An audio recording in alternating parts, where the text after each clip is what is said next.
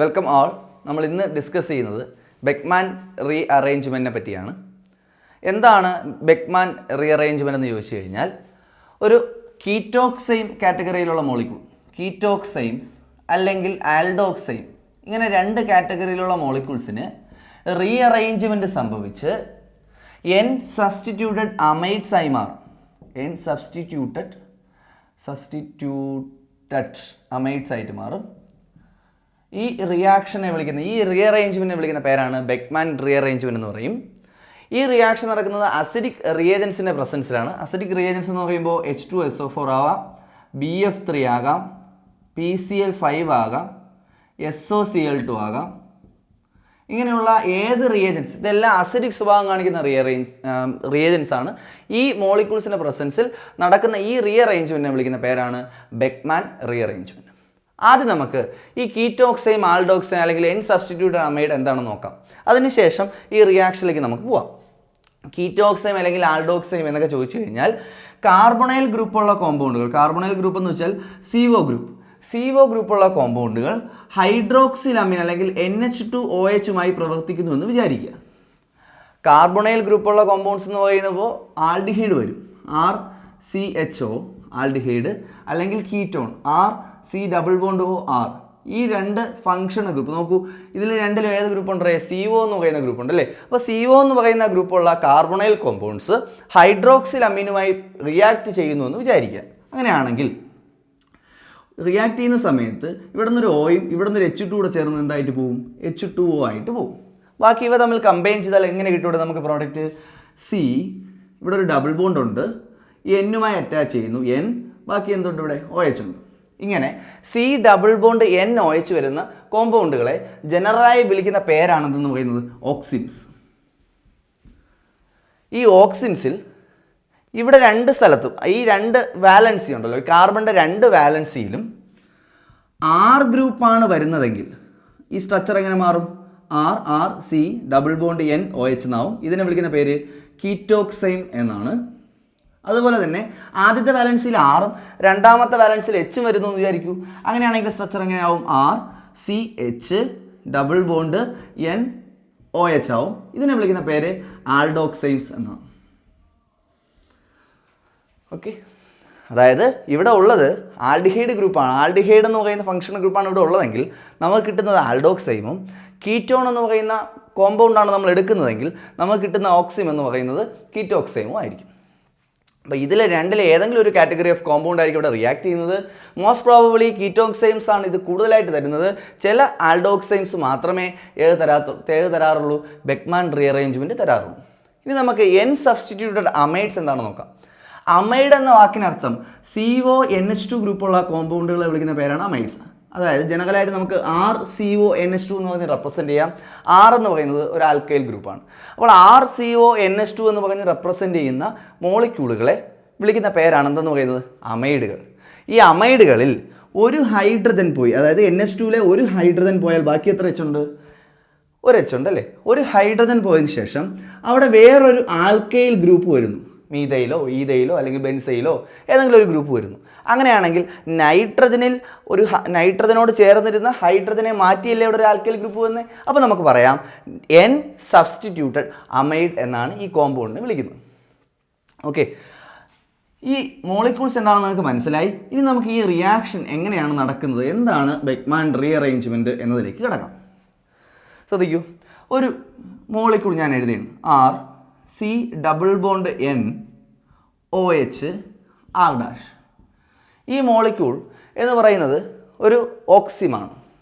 എന്തുകൊണ്ടാണ് ഇതിനെ ഓക്സിം എന്ന് വിളിച്ച്? C≡NOH ഉള്ള കോമ്പൗണ്ടുകളെല്ലാം നമ്മൾ ജനറലായി വിളിക്കുന്ന പേരാണ് എന്തെന്ന് പറയുന്നത്? ഓക്സിം. ഈ ഓക്സിം എന്ന് പറയുന്ന മോളിക്യൂൾ അസിഡിക് റീഅറേഞ്ച്മെൻറ്റ് നടക്കുന്നു, അല്ലെങ്കിൽ ആസിഡ്സിൻ്റെ പ്രസൻസിൽ എന്ത് നടത്തുന്നു?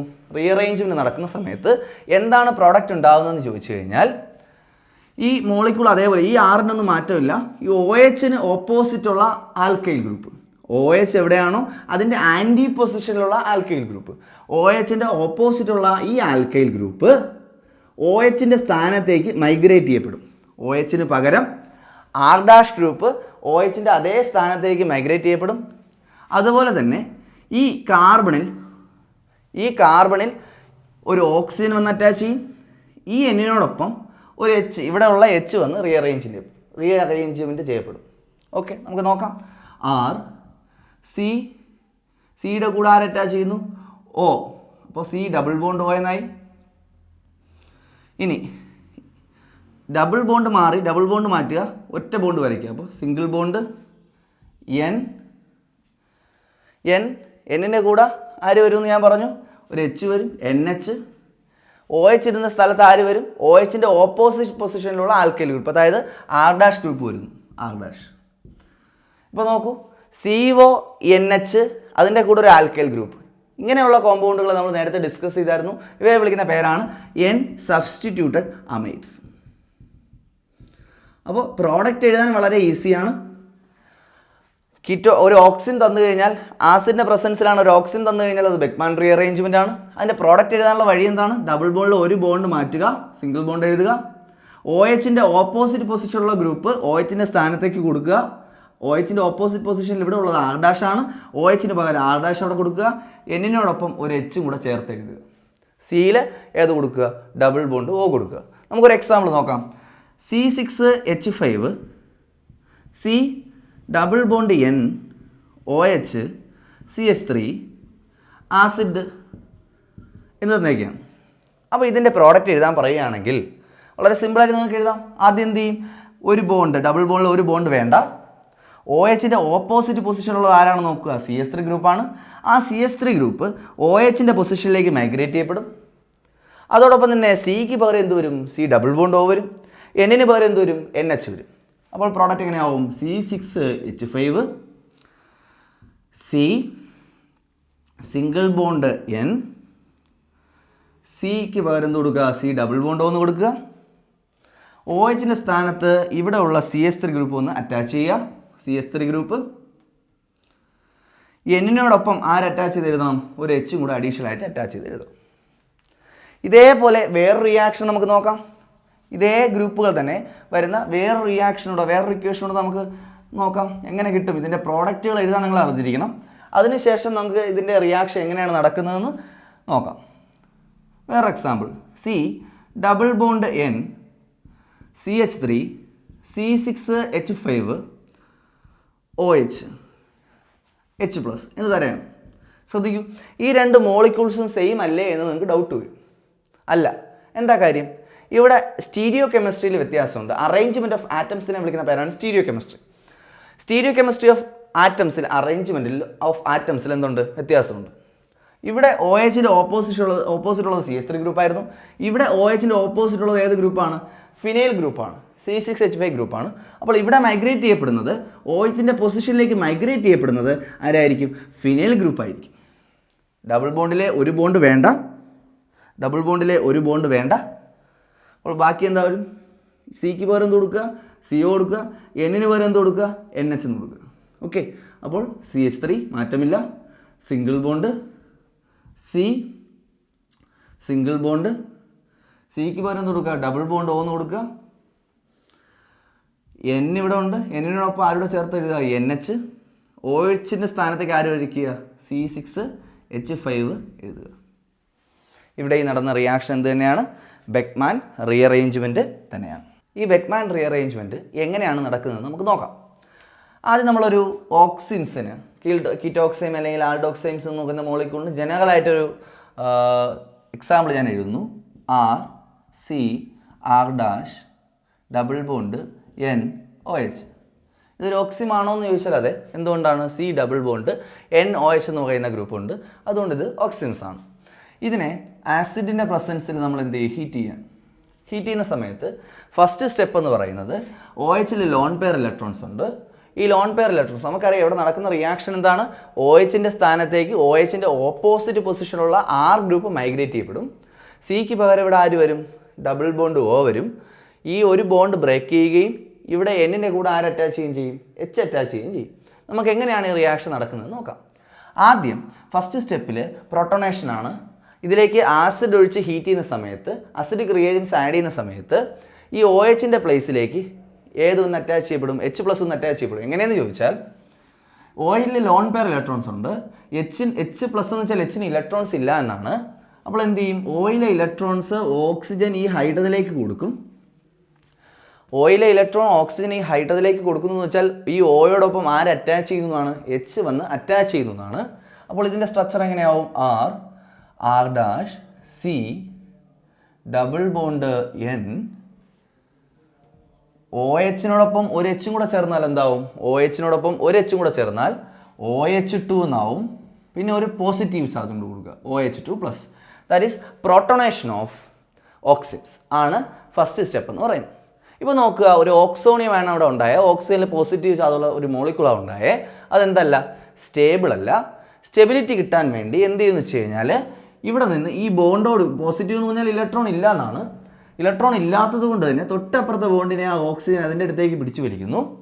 ഈ ബോണ്ട് അല്ലെങ്കിൽ 2 ഇലക്ട്രോൺ ഈ ഓക്സിജന് കിട്ടുന്നു എന്ന് വെച്ച് കഴിഞ്ഞാൽ ഈ മോളിക്യൂൾ ഇവിടെ നിന്ന്, ഈ ഗ്രൂപ്പ് ഇവിടെ നിന്ന് ഇളകി പോകുന്നതാണ്, റിമൂവ് ചെയ്യപ്പെടുന്നതാണ്. എന്തായി റിമൂവ് ചെയ്യപ്പെടും? H2O ആയിട്ട് ഇവിടെ നിന്ന് എന്ത് ചെയ്യപ്പെടും? റിമൂവ് ചെയ്യപ്പെടും. H2O ആയിട്ട് ഇവിടെ നിന്ന് റിമൂവ് ചെയ്യപ്പെടും. റിമൂവ് ചെയ്ത് കഴിഞ്ഞാൽ ബാക്കി ഇവിടെ ഉള്ള ഗ്രൂപ്പ് എന്താണ്?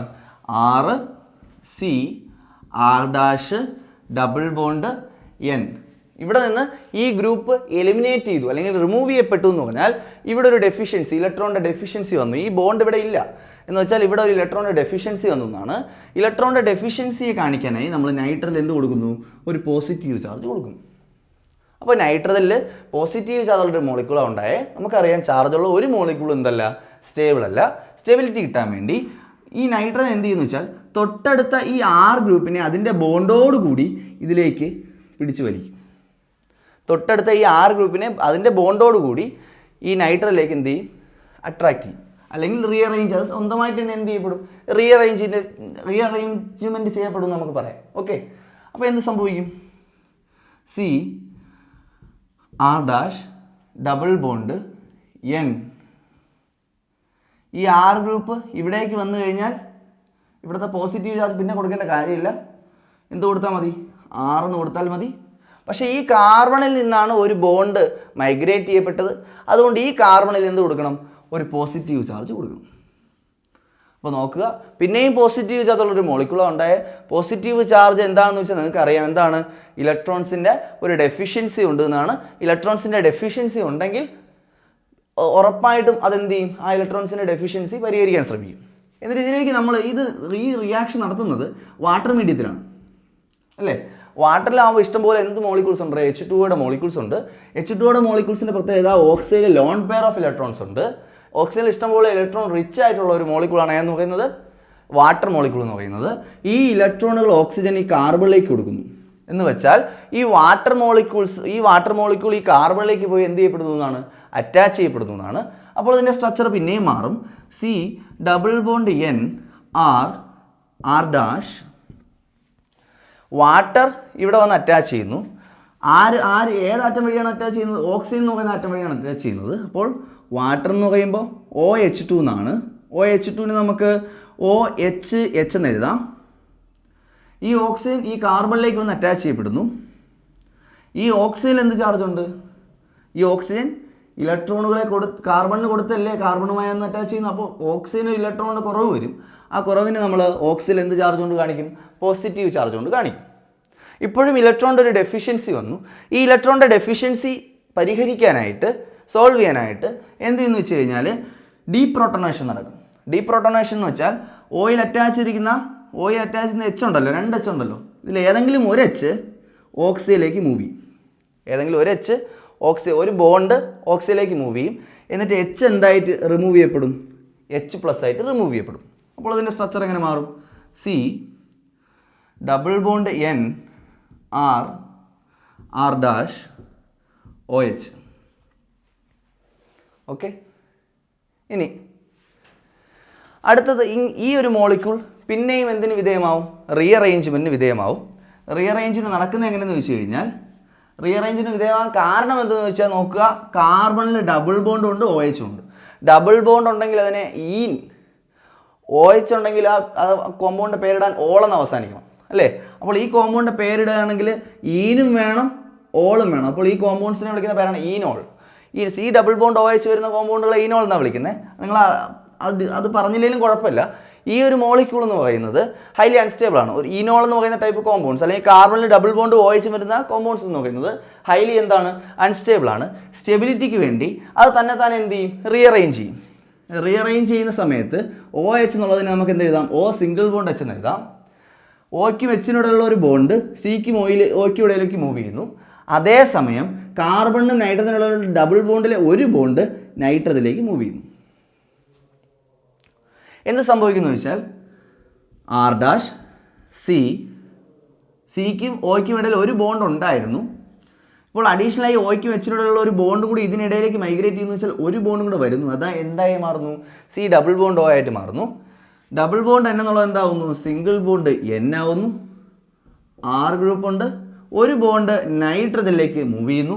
എന്ന് വെച്ചാൽ നൈട്രജൻ എന്ത് ചാർജ് ഉണ്ട്, നെഗറ്റീവ് ചാർജ് വരും. ഒരു ബോണ്ട് നോക്കുമ്പോൾ 2 ഇലക്ട്രോണാണ്. ഈ 2 ഇലക്ട്രോൺ നൈട്രജൻ്റെ മുകളിലേക്ക് പോകുന്നു എന്ന് വെച്ച് കഴിഞ്ഞാൽ നൈട്രജൻ്റെ മുകളിൽ എന്ത് ചാർജ് വരുന്നു, നെഗറ്റീവ് ചാർജ് വരുന്നു. ഇപ്പോഴും ചാർജുള്ള ഒരു മോളിക്യൂളാണ് ഉണ്ടായേ.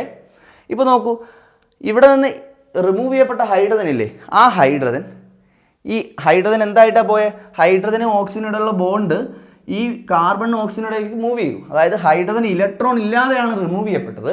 ഹൈഡ്രജൻ ഇലക്ട്രോൺ ഇല്ലാതെ റിമൂവ് ചെയ്യപ്പെട്ടു എന്ന് വെച്ചാൽ എന്തായി റിമൂവ് ചെയ്യപ്പെട്ടു എന്നാണ്, H+ ആയി റിമൂവ് ചെയ്യപ്പെട്ടു എന്നാണ്. ആ ലോസ് ആയ H+ ഈ മൈനസ് ചാർജുള്ള നൈട്രജനിലേക്ക് ഒന്ന് അറ്റാച്ച് ചെയ്യപ്പെടുന്നു. അപ്പോൾ എന്താവും, C double bond O R' N, ഈ H കൂടെ ചേരുമ്പോൾ എന്താവും, NH+R. ഇങ്ങനെയാണ് സബ്സ്റ്റിറ്റ്യൂട്ടഡ് അമൈഡായിട്ട് ആര് മാറുന്നത്, ഈ ഓക്സിൻസ് മാറുന്നത്. ഇനി ഇതേ റിയാക്ഷൻ ആസിഡ് ക്ലോറൈഡിൻ്റെ പ്രസൻസിലാണ് നടക്കുന്നതെങ്കിൽ എങ്ങനെയാണ് നടക്കുന്നത് നോക്കാം. ഏകദേശം സെയിം മെക്കാനിസം തന്നെയാണ്, ചെറിയ വ്യത്യാസമുണ്ട്. ആസിഡ് ക്ലോറൈഡിൻ്റെ പ്രസൻസിലാണ് നടക്കുന്നതെങ്കിൽ ആസിഡ് ക്ലോറൈഡിനെ നമ്മൾ ജനറലായിട്ട് റിപ്രസെൻറ്റ് ചെയ്യുന്നത് എങ്ങനെയാണ്, R'(COCl) എന്ന് പറഞ്ഞാണ് റിപ്രസെൻറ്റ് ചെയ്യുന്നത്. ആസിഡ് ക്ലോറൈഡിൻ്റെ പ്രസൻസിലാണ് റിയാക്ട് ചെയ്യുന്നുണ്ടെങ്കിൽ ആദ്യം ഇവിടെ ഒരു H മാറ്റി ആസിഡ് ക്ലോറൈഡിലെ ക്ലോറിൻ ഇവിടെ ഒന്ന് അറ്റാച്ച് ചെയ്യും. അപ്പോൾ എന്താവും, R(C)R' ഡബിൾ ബോണ്ട് NO(Cl) ആവും. ഉടനെ തന്നെ ഈ ഗ്രൂപ്പ് ഇവിടെ നിന്ന് എന്ത് ചെയ്യപ്പെടും, റിമൂവ് ചെയ്യപ്പെടും. OCl എന്ന് പറയുന്ന ഗ്രൂപ്പ് ഇവിടെ നിന്ന് എന്ത് ചെയ്യപ്പെടും, റിമൂവ് ചെയ്യപ്പെടും.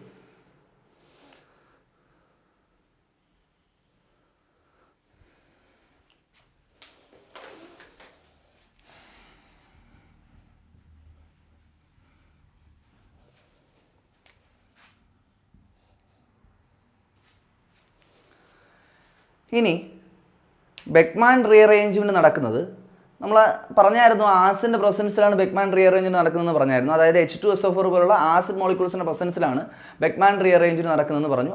H2SO4 മാത്രമല്ല, ആസിഡുകൾ മാത്രമല്ല, ആസിഡിൻ്റെ സ്വഭാവം കാണിക്കുന്ന എല്ലാ മോളിക്യൂൾസിൻ്റെ പ്രസൻസിൽ ഇതേ റീഅറേഞ്ച്മെൻറ്റ് നടക്കുമെന്ന് പറഞ്ഞു. അതായത് ഈ ആൽഡോക്സൈം എന്ന് പറയുന്ന അല്ലെങ്കിൽ കീറ്റോക്സൈം എന്ന് പറയുന്ന മോളിക്യൂൾ SOCl2 അല്ലെങ്കിൽ ROCl അല്ലെങ്കിൽ PCl5 ഫോസ്ഫറസ് പെൻറ്റാക്ലോറൈഡ് ഇങ്ങനെയുള്ള മോളിക്യൂൾസിൻ്റെ പ്രസൻസിൽ എന്ത് ചെയ്യുക, റിയാക്ട് ചെയ്ത് കഴിഞ്ഞാൽ എങ്ങനെയാണ് ഈ റിയാക്ഷൻ നടക്കുന്നത് എന്നാണ് നമ്മൾ ഡിസ്കസ് ചെയ്യാൻ പോകുന്നത്. അതിന് വേറൊരു രീതിയിലാണ് നമ്മളത് എക്സ്പ്ലെയിൻ ചെയ്യുന്നത്. പക്ഷേ മെക്കാനിസം ആൾമോസ്റ്റ് എന്താണ്, സിമിലറാണ്. നമുക്ക് നോക്കാം. ആദ്യത്തെ സ്റ്റെപ്പിൽ ആസിഡ് ക്ലോറൈഡിൻ്റെയോ PCl5ൻ്റെയോ പ്രസൻസിലാണ് ആൽഡോക്സൈൻ അല്ലെങ്കിൽ കീറ്റോക്സൈൻ റിയാക്ട് ചെയ്യുന്നതെങ്കിൽ NOH പകരം ഈ H മാറ്റി OHലെ H മാറ്റി RCOClലെയോ PCl5ലെയോ ക്ലോറിൻ ഇവിടെ വന്ന് അറ്റാച്ച് ചെയ്യപ്പെടും. അപ്പോൾ എങ്ങനെയാവും, RCR' ഡബിൾ ബോണ്ട് NOCl എന്നാവും. എന്നിട്ട് ഒരൊറ്റ സ്റ്റെപ്പിൽ റീഅറേഞ്ച്മെൻറ്റ് സംഭവിക്കും. എന്താ റീഅറേഞ്ച്മെൻറ്റ് എന്ന് ചോദിച്ചു കഴിഞ്ഞാൽ R അതിൻ്റെ ബോണ്ടോടുകൂടി ഈ നൈട്രജനിലേക്ക് ഒന്ന് അറ്റാച്ച് ചെയ്യപ്പെടുകയും OCl എന്ന് പറയുന്ന ഗ്രൂപ്പ് ഇവിടെ നിന്ന് റിമൂവ് ചെയ്യപ്പെടുകയും ചെയ്യും. OCl ഗ്രൂപ്പ് റിമൂവ് ചെയ്യപ്പെട്ട് കഴിഞ്ഞു, R ഗ്രൂപ്പ് അതേപോലെ ഈ Nലേക്ക് വന്ന് അറ്റാച്ച് ചെയ്യുന്നു. അപ്പോൾ എന്താവും, R' C double bond R എന്നാവും അല്ലേ, R എന്നാവും. ഇനി ഈ സിയുടെ പൊസിഷനിലുള്ള R ആണ് അതിൻ്റെ ബോണ്ടോട് കൂടി ഇവിടെ ഇപ്പോൾ അറ്റാച്ച് ചെയ്തത്. അതായത് ഈ കാർബണിൽ ഒരു ഇലക്ട്രോണിൻ്റെ ഡെഫിഷ്യൻസി വരുന്നു. ഇലക്ട്രോണിൻ്റെ ഡെഫിഷ്യൻസി നമുക്ക് എന്തുകൊണ്ട് കാണിക്കാം, ഒരു പോസിറ്റീവ് ചാർജ് കൊണ്ട് കാണിക്കാം. എന്നിട്ട് നേരത്തെ പോലെ ഈ മോളിക്യൂളിനെ ഇതിലേക്ക് നമ്മൾ എന്ത് ആഡ് ചെയ്യുന്നു, വാട്ടർ ആഡ് ചെയ്യുന്നു അല്ലെങ്കിൽ ഹൈഡ്രോളിസ് നടത്തുന്നു. വാട്ടർ ആഡ് ചെയ്യുന്ന സമയത്ത് ഇതിലേക്ക് ഏത് മോളിക്യൂൾസ്, വാട്ടറിലെ ഓക്സിജനിലെ ഇലക്ട്രോൺസ് ഓക്സിജൻ ഇതിലേക്ക് കൊടുത്തുകൊണ്ട് വാട്ടർ മോളിക്യൂൾ ഈ കാർബണിലേക്ക് വന്ന് എന്ത് ചെയ്യുന്നു, അറ്റാച്ച് ചെയ്യപ്പെടുന്നു. അപ്പോൾ എങ്ങനെ മാറും, R' C double bond R water molecule oxygen വഴി ഇവിടെ വന്ന് അറ്റാച്ച് ചെയ്യുന്നു. ഓക്സിജൻ വഴി ഇവിടെ വന്ന് അറ്റാച്ച് ചെയ്യുന്നു, OH അല്ലേ. ഓക്സിജനാണ് ഇലക്ട്രോൺ ഇതിന് കൊടുക്കുന്നതെങ്കിൽ ഓക്സിജൻ എന്ത് ചാർജ് വരും? പോസിറ്റീവ് ചാർജ് വരും. ഓക്സിജനിൽ പോസിറ്റീവ് ചാർജ് ഉണ്ടെങ്കിൽ അതെന്താണ്? ഹൈലി അൺസ്റ്റേബിൾ ആണ്. സ്റ്റെബിലിറ്റി കിട്ടാൻ വേണ്ടി ഓയ്ക്കും എച്ചിനും ഇടയിലുള്ള ഒരു ബോണ്ട് ഓക്സിജനിലേക്ക് മൂവ് ചെയ്യപ്പെടുന്നു. അതിൻ്റെ ഫലമായിട്ട് R' C double bond N R ഉണ്ട്. ഒരു ബോണ്ടുണ്ട്, ഓക്സിജൻ ഉണ്ട്, H ഉണ്ട്. ഓക്സിജനും എച്ചിനും ഇടയിലുള്ള ഒരു ബോണ്ട് ഓക്സിജനിലേക്ക് മൂവ് ചെയ്യുന്നു എന്ന് വെച്ചാൽ ഇവിടുത്തെ H എന്തായി റിമൂവ് ചെയ്യപ്പെടുന്നു എന്നാണ്? H+ ആയി റിമൂവ് ചെയ്യപ്പെടുന്നു എന്നാണ്. H+ ആയി റിമൂവ് ചെയ്യപ്പെടുന്നു. പിന്നീട് നമ്മളിവിടെ ഓക്സിജന് പോസിറ്റീവ് ചാർജ് കൊടുക്കേണ്ട കാര്യമില്ല, കാരണം ഈ ബോണ്ട് ആർക്ക് കിട്ടുകയാണ്? ഓക്സിജന് കിട്ടുകയാണ്. ബോണ്ടിലെ ഇലക്ട്രോൺസ് ഓക്സിജന് കിട്ടുകയാണ്. ഓക്കെ, ഇനി എന്ത് സംഭവിക്കുന്നു വെച്ച് കഴിഞ്ഞാൽ ഈ ബോണ്ട് കാർബൺ ഓക്സിജൻ ഇടയിലേക്ക് മൂവ് ചെയ്യുന്നു. അതേസമയം ഡബിൾ ബോണ്ട് എന്നിലെ ഒരു ബോണ്ട് നൈട്രയിലേക്ക് എന്ത് ചെയ്യപ്പെടുന്നു? മൂവ് ചെയ്യപ്പെടുന്നു. അപ്പോൾ എങ്ങനെ മാറും? R' C ഒരു ബോണ്ട് O ആയിരുന്നു, ഒരു ബോണ്ടും കൂടെ വരുന്നു എന്ന് വെച്ചാൽ എന്തായിട്ട് മാറുന്നു? ഡബിൾ ബോണ്ടായി മാറുന്നു. ഇപ്പോൾ ഓയ്ക്കും എച്ചിനും ഇടയിൽ എന്തില്ല? ബോണ്ടില്ല. H എന്തായി റിമൂവ് ചെയ്യപ്പെടുന്നു? H+ ആയിട്ട് റിമൂവ് ചെയ്യപ്പെടുന്നു. അതിനുശേഷം C ഡബിൾ ബോണ്ട് N ഇല്ല, C സിംഗിൾ ബോണ്ട് N ഉള്ളൂ. പിന്നെ എന്തുണ്ട്? R. ഒരു ബോണ്ട് നൈട്രയിലേക്ക് വരുന്നു എന്ന് വെച്ചാൽ നൈട്രയിൽ എന്ത് ചാർജ് വരുന്നു? നെഗറ്റീവ് ചാർജ് വരുന്നു എന്നാണ്. ഇതിലേക്ക് ഈ റിമൂവ് ചെയ്യപ്പെട്ട ഹൈഡ്രജൻ വന്ന് അറ്റാച്ച് ചെയ്യപ്പെടുകയാണെങ്കിൽ ഉറപ്പായും നെഗറ്റീവ് ചാർജുള്ള സ്ഥലത്ത് മാത്രമേ H+ അറ്റാച്ച് ചെയ്യപ്പെടത്തുള്ളൂ. അങ്ങനെയാണെങ്കിൽ ഇതിൻ്റെ സ്ട്രക്ചർ എന്താവും? R' C double bond O NH R എന്ന് പറയുന്ന സ്ട്രക്ചറായി മാറും. അതായത് സബ്സ്റ്റിറ്റ്യൂട്ടഡ് അമൈഡ്സ് ആയിട്ട് മാറും.